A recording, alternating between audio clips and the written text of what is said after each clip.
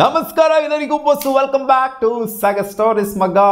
ಈ ಸಲ IPL ಅಲ್ಲಿ ಸುಮಾರು ಜನ ಅನ್ಸೋಲ್ಡ್ ಆದ್ರು, ಅದರಲ್ಲಿ ಸುಮಾರು ಲೆಜೆಂಡ್ಸ್ಗಳು ಕೂಡ ಅನ್ಸೋಲ್ಡ್ ಆದ್ರು. ಸ್ವಲ್ಪ ಆಶ್ಚರ್ಯಕರವಾದಂಥ ಅನ್ಸೋಲ್ಡ್ ಲಿಸ್ಟ್ ಕೂಡ ರೆಡಿ ಆಗಿತ್ತು. ಅಂದರೆ ಇವ್ರು ಅನ್ಸೋಲ್ಡ್ ಆಗಲಾಗಿರೋ ಅಂತ ಅನ್ಕೊಂಡಿದ್ವಿ. ಅಂಥ ಪ್ಲೇಯರ್ಸ್ಗಳೆಲ್ಲ ಅನ್ಸೋಲ್ಡ್ ಆಗಿದ್ದು. ಆಲ್ಮೋಸ್ಟ್ IPLನ ಸ್ಟಾರ್ಟಿಂಗಿಂದ ಆಡ್ಕೊಂಡ್ಬಂದಂಥ ಫಸ್ಟ್ ಸೀಸನಿಂದ ಆಡ್ಕೊಂಡ್ಬಂದಂಥ ಪ್ಲೇಯರ್ಸ್ ಕೂಡ ಅನ್ಸೋಲ್ಡ್ ಆಗಿರೋದು. ಸೊ ಆ ಪ್ಲೇಯರ್ಸ್ ಯಾರ್ಯಾರು ಅಂತ ನೋಡ್ಬಿಡೋಣ. ಆ್ಯಂಡ್ ಈ ಅನ್ಸೋಲ್ಡ್ 11 ಅಂತ ಒಂದು ರೆಡಿ ಆಗಿದೆ.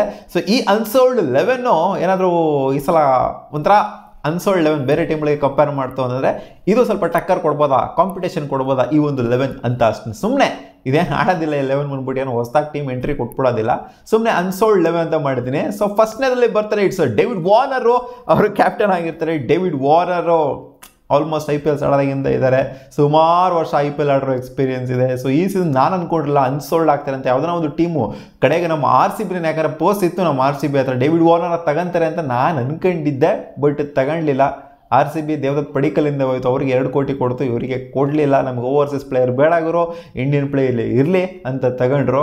ನಾನು ಯಾವ್ದಾರ ಒಂದು ಟೀಮು ಡೇವಿಡ್ ವಾರ್ನರ ಬೇಸ್ ಪ್ರೈಸ್ಗೆ ಲಾಸ್ಟಲ್ಲಿ ಅನ್ಸೋಲ್ಡ್ ಪ್ಲೇಯರ್ಸ್ಗಳ ಲಿಸ್ಟ್ ಏನಿತ್ತು, ಸೊ ಅದರಲ್ಲಿ ಅಟ್ಲೀಸ್ಟು ಬೈ ಮಾಡ್ತಾರೆ ಅಂತ ಅಂದ್ಕೊಂಡಿದ್ದೆ. ಅನ್ಸೋಲ್ಡ್ ಆಗೋವಂಥ ಪ್ಲೇಯರ್ ಅಂತ ಕೇಳಿದ್ರೆ ರೀಸೆಂಟಾಗಿ ಅವರು ಇಂಟರ್ನ್ಯಾಷನಲಲ್ಲಿ ಇನ್ಆಕ್ಟಿವ್ ಆಗಿದ್ದಾರೆ, ರಿಟೈರ್ಮೆಂಟ್ನ ಕೊಟ್ಟಿರೋದ್ರಿಂದ ಇನ್ಆಕ್ಟಿವ್ ಆಗಿರೋದ್ರಿಂದ ಸೊ ಅಷ್ಟರ ಮಟ್ಟಿಗೆ ಸೌಂಡ್ ಬೇರೆ ಮಾಡ್ತಾ ಇಲ್ಲ.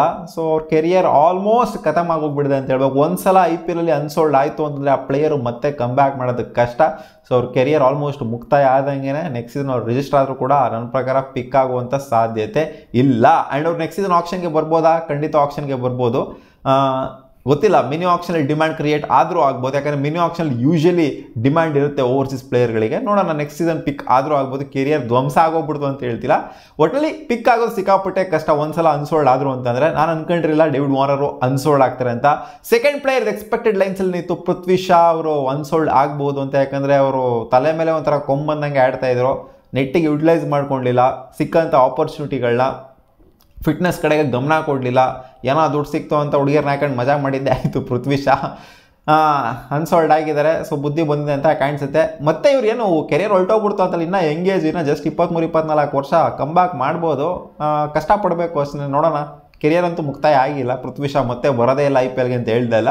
ಅಂಡ್ ಮಯಾಂಕ್ ಅಗ್ರವಾಲ್, ನಾನಂತೂ ಅನ್ಕೊಂಡೇ ಇರಲಾಗಿರೋ ಮಯಾಂಕ್ ಅಗ್ರವಾಲ್ ಅನ್ಸೋಲ್ಡ್ ಆಗ್ತಾರೆ ಅಂತ. ಅಟ್ಲೀಸ್ಟ್ ಅನ್ಸೋಲ್ಡ್ ಲಿಸ್ಟಲ್ಲಿ ಆದರೂ ಅನ್ಸೋಲ್ಡ್ ಆಗ್ತಾರೆ ಅಂತಲೇ ಅನ್ಕೊಂಡಿಲ್ಲ. ಫಸ್ಟ್ ಆಫ್ ಆಲ್ ನಾನು ಯಾವುದೋ ಒಂದು ಟೀಮು ಬೆಸ್ಟ್ ಪ್ರೈಸಿಗೆ 1 ಕೋಟಿ ಇತ್ತು ಅವ್ರದ್ದು ಬೆಸ್ಟ್ ಪ್ರೈಸು, ಪಿಕ್ ಮಾಡ್ಕೋತಾರೆ ಅಂತ ಅನ್ಕೊಂಡಿದ್ದೆ, ಕೆಲಸಕ್ಕೆ ಬರ್ತಾರೆ ಅಂತ. ಬಟ್ ಬೆಸ್ಟ್ ಪ್ರೈಸ್ಗೂ ಪಿಕ್ ಆಗಿಲ್ಲ ಅಂದರೆ ಇದು ಆಶ್ಚರ್ಯ ಪಡಲೇಬೇಕು. ಈ ಲಿಸ್ಟಲ್ಲಿ ಆಶ್ಚರ್ಯಕರವಾಗಿರುವಂಥದ್ದು ನನಗೆ ಮಯಾಂಕ್ ಅಗರ್ವಾಲ್ ಅವ್ರನ್ನೇ ಮೇಯ್ನಾಗೆ. ಯಾಕಂದರೆ ಅನ್ಸೋಲ್ಡ್ ಲಿಸ್ಟಲ್ಲಿ ಅವರು ಪಿಕ್ ಆಗ್ತಾರೆ ಅಂತ ಅನ್ಕೊಂಡ್ರೆ ಆ ಲಿಸ್ಟಲ್ಲೂ ಪಿಕ್ ಆಗೋದು ಬೇಡವಾ? ಸೊ ಸಿಕ್ಕಾಪಟ್ಟೆ ಒಂಥರ ನನಗೇನೋ ಬೇಜಾರಾಗೋಗ್ಬಿಡ್ತು ಮಯಾಂಕ್ ಅಗರ್ವಾಲು ಜೊತೆಗೆ ಡೇವಿಡ್ ವಾರ್ನರ್ದೇನೋ ಬಿಡಿ, ಅವ್ರಿಗೇನೋ ಇಂಟರ್ನ್ಯಾಷನಲ್ ಕೆರಿಯರಲ್ಲಿ ರಿಟೈರ್ಮೆಂಟ್ ಆಗಿದೆ, ಅದಾಗಿದೆ ಇದಾಗಿದೆ ಅನ್ಕೊಬೋದು. ಬಟ್ ಇವ್ರದಂತೂ ಸಿಕ್ಕಾಪಟ್ಟೆ ಒಂಥರ ನನಗೇ ಬೇಜಾರಾಗೋಗ್ಬಿಡ್ತು ಮಯಾಂಕ್ ಅಗರ್ವಾಲ್ದು. Player number 4 it's Kane Williamson ಅಷ್ಟರ ಮಟ್ಟಿಗೆ ಏನು ಕಾಣಿಸ್ಕೊಂಡಿಲ್ಲ IPL ಅಲ್ಲಿ. ಜೊತೆಗೆ ಆ ಸನ್ರೈಸ್ ಹೈದರಾಬಾದಲ್ಲಿ ಅವಳಿಗೆ ಕೊಟ್ಟಿದ್ದಷ್ಟೇ, ಅವ್ರು ಅದಾದಮೇಲೆ ಸೌಂಡ್ ಮಾಡೇ ಇಲ್ಲ. ಆದ್ದರಿಂದ ಅನ್ಸೋಲ್ಡ್ ಆಗೋದ್ರಲ್ಲಿ ಅರ್ಥ ಇದೆಯಾ ಅಂತ ಕೇಳಿದ್ರೆ ಹೌದು, ಒಂದು ರೇಂಜಿಗೆ ಅರ್ಥ ಇದೆ ಅಂತ ಹೇಳಬೇಕು. ಎಕ್ಸ್ಪೆಕ್ಟೇಷನ್ ಏನಿರಲಿಲ್ಲ ಇವ್ರ ಮೇಲೆ, ಅವ್ರು ತೊಗೊತಾರೆ ಇವ್ರು ತೊಗೊತಾರೆ, ಹಂಗೆ ಮಾಡ್ತಾರೆ ಹಿಂಗೆ ಮಾಡ್ತಾರೆ ಅಂತ. ಸೊ ಅನ್ಸೋಲ್ಡ್ ಆಗಿದ್ದಾರೆ. ಆ್ಯಂಡ್ ಗೊತ್ತಿಲ್ಲ ಮತ್ತೆ ಈ ಲಿಸ್ಟ್ಗಳಲ್ಲಿ ಏನಿದ್ದಾರೆ, ಈ ಟಾಪ್ ಲಿಸ್ಟಲ್ಲಿ ಏನಿದ್ದಾರೆ, ಈ 11ಅಲ್ಲಿ ಏನಿದ್ದಾರೆ. ಸೊ ಇವ್ರನ್ನ ಮತ್ತೆ ಯಾವ್ದಾರ ಒಂದು ಫ್ರಾಂಚೈಸಿ ರೀಪ್ಲೇಸ್ಮೆಂಟ್ ಆಗಿ ಕರ್ಕೊಬೋದು. ಯಾವ್ದಾರ ಪ್ಲೇಯರ್ಗೆ ಇಂಜುರಿ ಆಯಿತು ಅಂದಾಗ ಈ ಪ್ಲೇಯರ್ದು ಖತಮ್ ಆಗೋಗ್ಬಿಟ್ಟಿದೆ, ಈ IPL ಕೆರಿಯರ್ ಮುಕ್ತಾಯ ಆಗೋಗ್ಬಿಡ್ತು, ಇವ್ರು ಮತ್ತೆ ಬರೋದೇ ಇಲ್ಲ IPLಗೆ ಅಂತಲೂ ಕೂಡ ಹೇಳೋದಕ್ಕಾಗೋದಿಲ್ಲ. IPL ನಡೆಯುವಂಥ ಟೀಮಲ್ಲಿ ಯಾರಿಗಾರು ಇಂಜುರಿ ಆಯಿತು ಅಂದರೆ ರೀಪ್ಲೇಸ್ಮೆಂಟ್ ಆಗಿ ತೊಗೊಳ್ಳುವಂಥ ಸಾಧ್ಯತೆಯೂ ಕೂಡ ಇರುತ್ತೆ. ಆ್ಯಂಡ್ ಜಾನಿ ಬೆಸ್ಟೋ, ನಾನು ನಿಜವಾಗ್ಲೂ ಅಂದ್ಕೊಂಡಿರಲ್ಲ ಇವ್ರು ಅನ್ಸೋಲ್ಡ್ ಆಗ್ತಾರೆ ಅಂತ. ಹೌದು, ರೀಸೆಂಟಾಗಿ IPL ಅಷ್ಟೊಂದು ಚೆನ್ನಾಗಿಲ್ಲ. ಪಂಜಾಬ್ ಕಿಂಗ್ಸ್ ಆಡಿದಾಗ ಅಷ್ಟೊಂದು ಚೆನ್ನಾಗೇನಾಗಿಲ್ಲ. ಇವರು SRHಲಿದ್ದಂಥ ಜಾನಿ ಬೆಸ್ಟೋಗೂ ಪಂಜಾಬ್ ಕಿಂಗ್ಸಲ್ಲಿದ್ದಂಥ ಜಾನಿ ಬೆಸ್ಟೋಗೂ ಸಿಕ್ಕಾಪಟ್ಟೆ ಡಿಫ್ರೆನ್ಸ್ ಆಗೋಗ್ಬಿಡ್ತು. ಇವ್ರು ಅನ್ಸೋಲ್ಡ್ ಆಗ್ತಾರೆ ಅಂತ ನಾನಂತೂ ಅಂದ್ಕೊಂಡ್ಲಿ. ಯಾವುದೋ ಒಂದು ಟೀಮ್ಗೆ ಬೇಸ್ ಪ್ರೈಸ್ ಅವರು ಪಿಕ್ ಆಗುವಂಥ ಬ್ಯಾಟರೇನೇ ಇವರು. ಸರ್ಫ್ರಾಜ್ ಖಾನ್ ಅಂತೂ T20ಲಿ IPL ಅಷ್ಟು RCB ಇದ್ರಲ್ಲ ಅವಾಗ ಒಂದು ರೇಂಜಿಗೆ ಕೊಟ್ಟಿದ್ರಷ್ಟೇ ಕೂಡ ಅದು ಬಿಡ್ತು ಅಂತಂದರೆ ಎಲ್ಲೆಲ್ಲೆಲ್ಲೋ ಸುತ್ತಾಡ್ಕೊಂಬಂದು ಅವ್ರಿಗೆ ಚಾನ್ಸಸ್ ಸಿಗ್ತಿರಲಿಲ್ಲ, 11 ಚಾನ್ಸಸ್ ಸಿಗ್ತಿರಲಿಲ್ಲ, ಇಂಪ್ಯಾಕ್ಟ್ ಪ್ಲೇಯರ್ಗೂ ಕೂಡ ಯೂಸ್ ಮಾಡ್ಕೊತಿರಲಿಲ್ಲ. ಆ ಥರ ಆಗೋಗ್ಬಿಟ್ಟಿತ್ತು ಇವ್ರದ್ದು ಕತೆ. ಸೊ ಸರ್ಫ್ರಾಜ್ ಖಾನ್ ಅನ್ಸೋಲ್ಡ್ ಆಗೋದ್ರಲ್ಲಿ ನನ್ನ ಪ್ರಕಾರ ಅರ್ಥ ಇದೆ. ಬಟ್ ಅವ್ರು ಟಾಪ್ ಲಿಸ್ಟಲ್ಲೇ ಬರ್ತಾರೆ, ಯಾಕಂದರೆ ಸುಮಾರು ವರ್ಷ ಇವರು ಕೂಡ IPLನ ಆಡಿದ್ದಾರೆ. ಕೃಷ್ಣಪ್ಪ ಗೌತಮ್ ಸ್ಟೇಟ್ಮೆಂಟ್ಗಳನ್ನ ಕೊಟ್ಟಿದ್ದು ನಾನು ಪಂಜಾಬ್ ಕಿಂಗ್ಸ್ಗೆ ಹೋಗಲ್ಲ, ಪಂಜಾಬ್ ಕಿಂಗ್ಸು ವರ್ಸ್ಟ್ ಫ್ರಾಂಚೈಸಿ, ಆ ಫ್ರಾಂಚೈಸಿ ಬಿಟ್ಟರೆ ಯಾವ್ದಾರೋ ಫ್ರಾಂಚೈಸಿ 9 ಫ್ರಾಂಚೈಸಿ ಯಾವ್ದಾನ ತಗೋಬೋದು ನಾನು ಅಂತ ಹೇಳಿದರು. ಪಂಜಾಬ್ ಕಿಂಗ್ಸ್ ಇರಲಿ ಗುರು, ಯಾವ ಫ್ರಾಂಚೈಸಿ ಕೂಡ ಕೃಷ್ಣಪ್ಪ ಗೌತಮ್ ಕಡೆ ತಲೆ ಕೂಡ ಹಾಕಲಿಲ್ಲ. ಕೃಷ್ಣಪ್ಪ ಗೌತಮ್ ಹತ್ರ ಸ್ಕಿಲ್ ಇದೆ, ಬಟ್ ಈ ಸ್ಟೇಟ್ಮೆಂಟ್ಗಳೆಲ್ಲ ಕೊಟ್ಟಿದ್ದಾರಲ್ಲ, ಸೊ ಇದೆಲ್ಲ ಫ್ರಾಂಚೈಸಿಗಳಿಗೆಲ್ಲ ತಲುಪಿರುತ್ತೆ. ಫ್ರಾಂಚೈಸಿನ ಈ ಥರ ಟ್ರೀಟ್ ಮಾಡಿದ್ರಂತ ಆ ಡಿಸಿಪ್ಲಿನರಿ ಆ್ಯಕ್ಷನ್ನ ತೊಗೊಂಡಿದ್ರಷ್ಟೇ ಇಲ್ಲಿ ಫ್ರಾಂಚೈಸಿಗಳು. ನಮ್ಮ ಫ್ರಾಂಚೈಸ್ಗೂ ಬಂದ್ಬಿಟ್ಟು ಈ ಥರ ಸ್ಟೇಟ್ಮೆಂಟ್ನ ಕೊಟ್ಟರೆ ಹೆಂಗಿರುತ್ತೆ ಮುಂದೆ ಅಂತ. ಸೊ ಆ ಥರ ಕೊಡೋದಕ್ಕೆ ಹೋಗಬಾರ್ದು. ಆ್ಯಕ್ಚುಲಿ ಯಾರು ಒಬ್ರು ಕೊಟ್ಟಿರೋದು ನೋಡಿದೆ, ಇವಾಗ ಡೇವಿಡ್ ವಾರ್ನರ್ ಆಗಿರ್ಬೋದು, ಇನ್ನು ಸುಮಾರು ಪ್ಲೇಯರ್ಸ್ಗಳಿಗೆ ಫ್ರಾಂಚೈಸಿಂದ ಏನೋ ಆಗಿದೆ. ಇವಾಗ ಎಲ್ ಎಸ್ ಸಿಂದನೂ ಕೂಡ ಆಗಿದೆ, KL ರಾಹುಲ್ಗೆ ಸ್ವಲ್ಪ ಏನೋ ಆಗಿದೆ. ಸೊ ಅವರೆಲ್ಲ ಎಲ್ಲೂ ಬಂದು ಹೇಳ್ಕೊಂಡಿಲ್ಲ ನನಗೆ ಹಿಂಗಾಗಿದೆ ಹಂಗಾಗಿದೆ ಅದು ಇದು ಅಂತೆಲ್ಲ, ನನಗೆ ಇಷ್ಟ ಇಲ್ಲ ಫ್ರಾಂಚೈಸ್ ಅದು ಇದು ಅಂತೆಲ್ಲ ಎಲ್ಲೂ ಹೇಳ್ಕೊಂಡಿಲ್ಲ.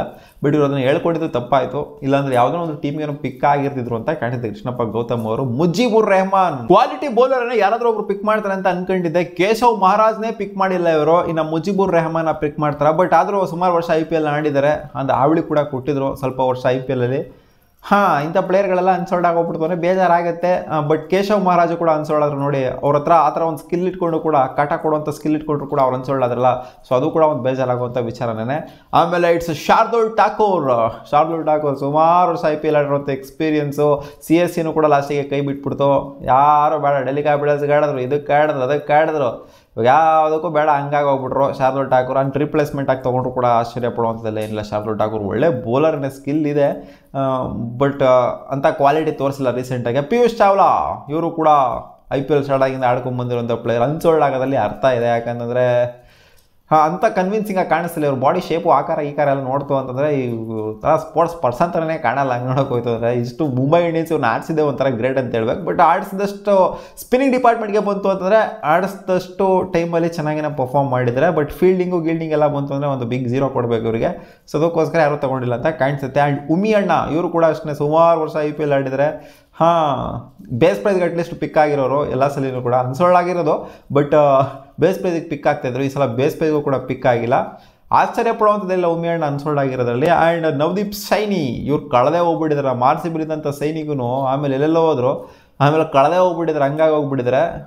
ಬೇಸ್ ಪ್ರೈಸಲ್ಲಿ ಪಿಕ್ ಆಗೋದು ಕೂಡ ಕಷ್ಟ ಕಾಣಿಸ್ತಿದೆ ಇವರು, ಅಂದರೆ ರೀಪ್ಲೇಸ್ಮೆಂಟ್ ಆಗು ಕೂಡ ಪಿಕ್ ಆಗೋದು ಕಷ್ಟ ಕಾಣಿಸ್ತಿದೆ ನವದೀಪ್ ಸೈನಿ ಅವರು.